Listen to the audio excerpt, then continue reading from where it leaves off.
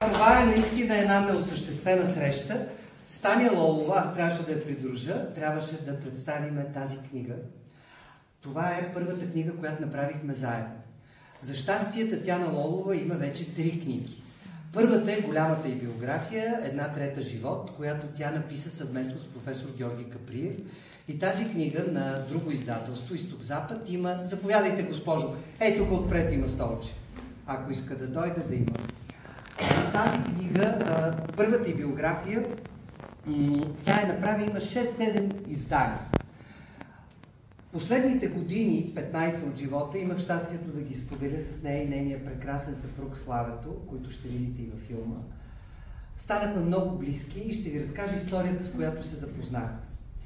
Когато направих първата книга за Невена Коканова и първия филм за нея, бях поканен от многото градове и места из цялата страна в сатиричния театър, от нейните колеги в камерната зала да направим прожекция специално за колегите, които продължават да носят сърцето си Татяна Лолова, Невена Коканова.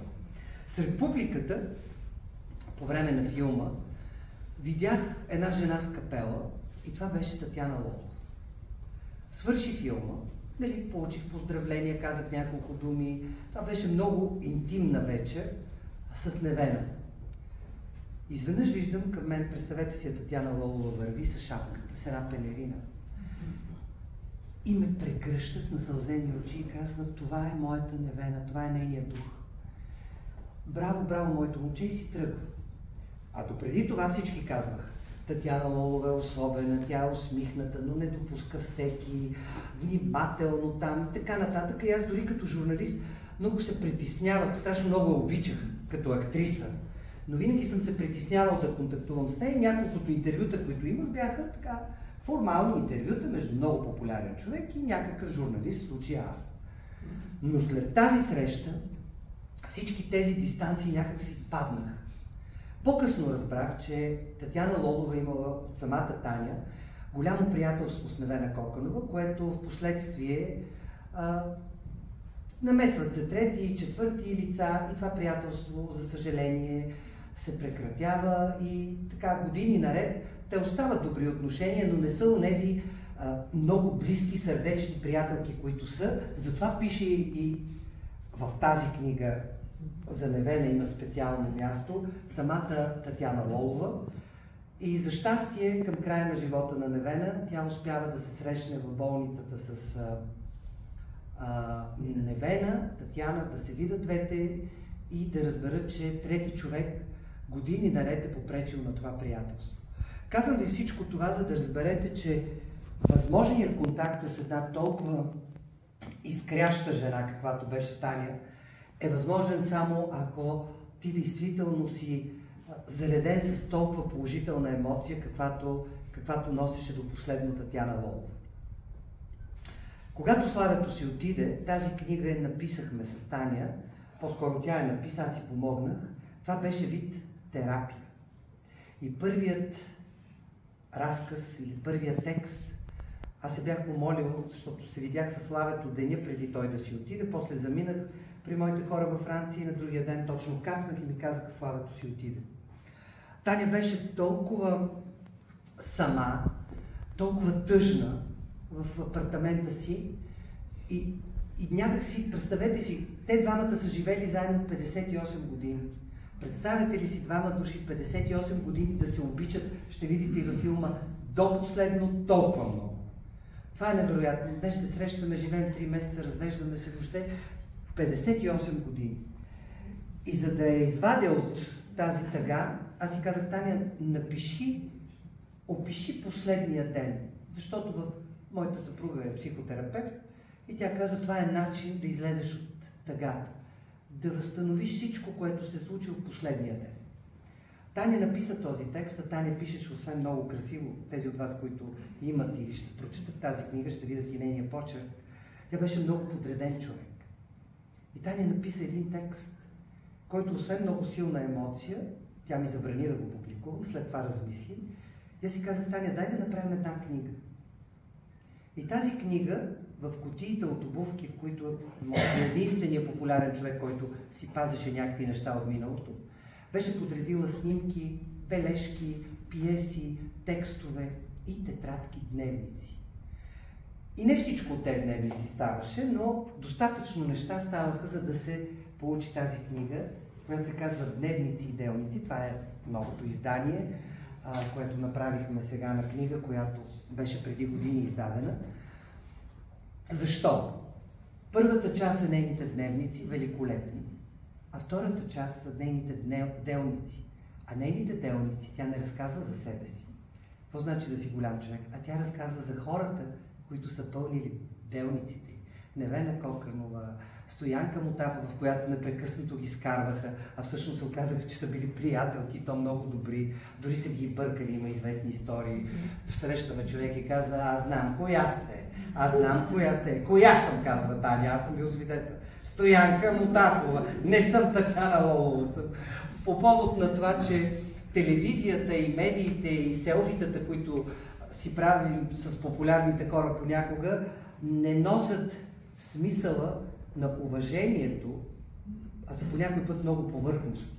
Ние като деца нямахме телефоните и техниката, но причаквахме артистите на служебните входове, за да ги зърнем, а ако се престрашим, да вземем и автограф на програмата. И това е едно друго време, по което не изпитвам носталгия, но носеше друга атмосфера.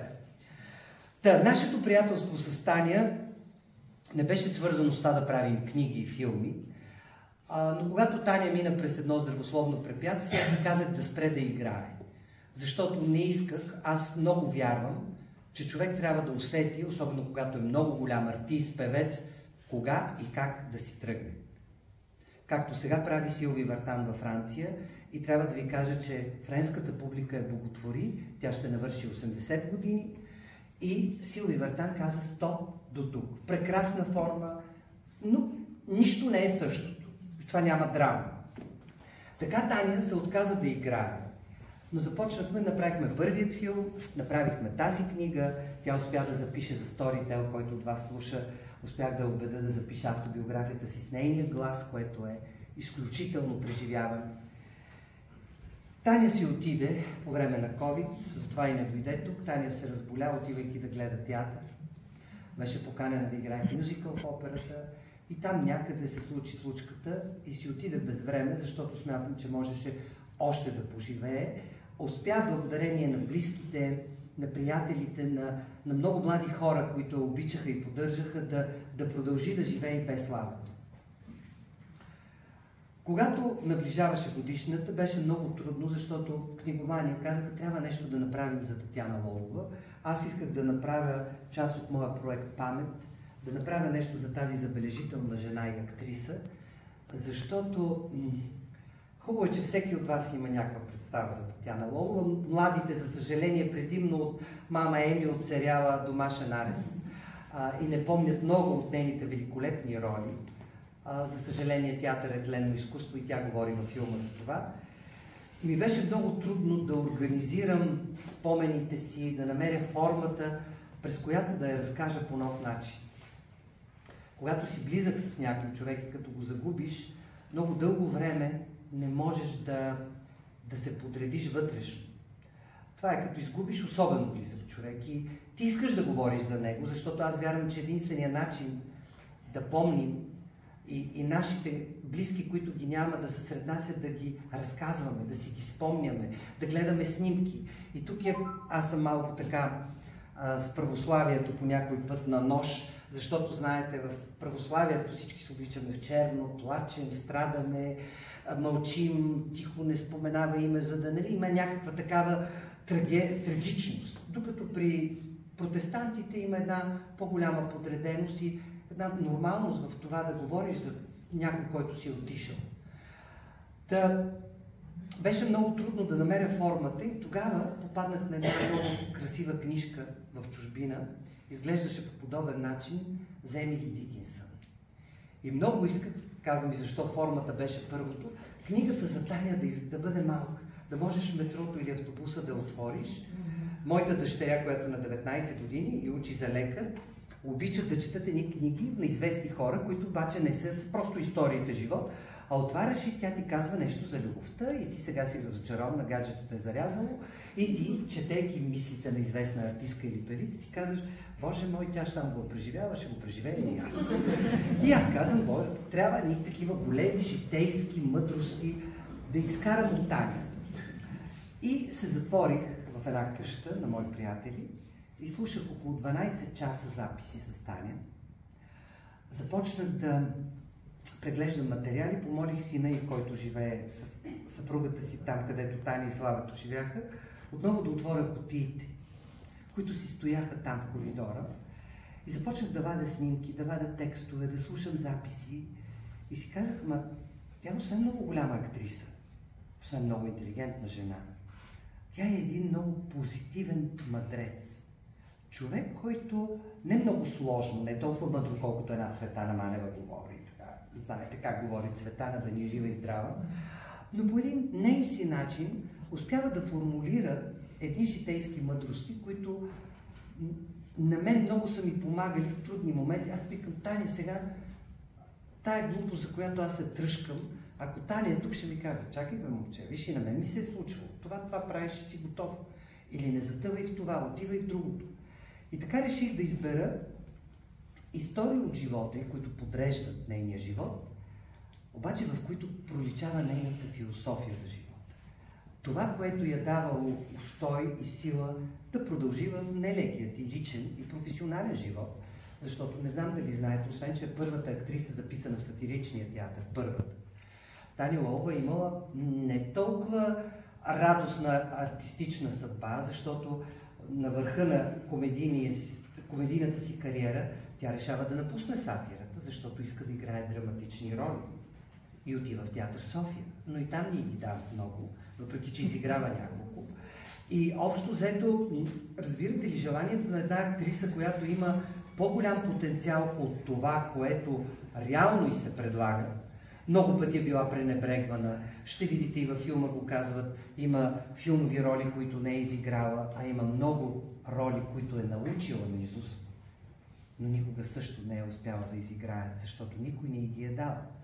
Представете си, това са неща, които никой не знае, защото в очите на публиката тя е слънчевата Татяна Лолова, която от младини до последния си ден беше и продължава да е обичана, щом сме тук, но в крайна сметка само тя знае цената на това, което ѝ е коствало, това, през което е минавала, това, с което се е разминавала. През годините много често казваха: Татяна Лолова е, не дей, тя е особена, а тя ни казва: не, аз не съм особена, просто, примерно, когато тя се разболява и спира да пуши. И казва: не искам да се пуши по време на репетиции. И в този момент, нали, те й казват: ама как така, ние всички ще пушим. Тя и Коста Цонев са били хората, които са казвали: докато се работи, не се пуши. И минава време и те страшно много и се ядосват колегите, че тя им забранява да пуши. Тя казва: когато пушиш, освен нали, че е неприятно за тези, които не пушат, ти се разсейваш. А когато репетираш, ти трябва да бъдеш изключително концентриран върху това, а не да се мотаеме по 4-5 часа. Така че нейната логика не е просто здравословната Татяна Лолова, която ще ни живее непушики, а нейната логика е било: когато отидеш да свършиш една работа, концентрирай се, свърши, и така беше до края. След това прави каквото искаш. Тази книга успя да събере истории, които не са толкова популярни, и снимки, които тези от вас, които я прочетат, ще видят за първи път. Много често ме питат защо е от А до Я. Чудех се каква форма да измисля и тогава реших да видя кои думи се повтарят в отделните истории. Тези думи ги класифицирах по българската азбука. Разбира се, има българската азбука и кратко. Колко думи български език има с и кратко? Няма много. Но успяхме, Таня, да я подредим през цялата азбука с думи, които тя обича и често повтаря в нейните истории. Питат ме нещо дали съм дописвал. Не. Трудността беше да обработя целият материал и да оставя автентичния глас на една изключителна жена и актриса, да говори от първо лице единствено число и това понякога е много по-трудно от това да допълниш нещо, да перефразираш, ти да украсиш. Но смятам, че когато имаме личности като Таня и като другите големи български актьори, които вече не са сред нас, Невена, Стефан Данаилов, единственият начин е да чуваме техния глас. Защото тогава няма опасност от фалшификации. Или както казваше, обичам да повтарям, Наум Шопов, беше болен и аз отивам с недовършената книга и казвам: бе, Науме, какво да правим тази книга? Той е болница. Той казва: публикувай я. Казвам: не е довършена. Публикувай всичко, защото искам един ден, когато ме няма, да не си измислят. И действително, когато Наум си отиде също без време, дори най-жълтите, да ги наречеме как са, вестници или там издания, цитираха изповедта на Наум от тази книга. Затова е ценно да чуваме автентичния глас на хора, които продължават да бъдат част от нашата съвременна културна история. Сега ви предлагам да видим филма "Последния спектакъл". Той не е излъчван никъде. Той е част от програмата 90 години Татяна Лолова. И много се радвам, че продължаваме с този филм и с книгата да събираме хора, които си спомнят Татяна. След това отвън ще разпиша книги, а разбира се, след филма, ако имате въпроси, ще отговоря с удоволствие. Това пис, не знам какво. Нали ме фотен да се викаш пис и то се връща. А сега викам, освен на тия, дето казват, стихотворение, може би, така трябва. Върнах се, не знаех какво да направя, поклоних се, изядах, те пак викаха пис. Така на мен ходи се върна, докато сега вече много добре знам какво е бис, но не се чува толкова често.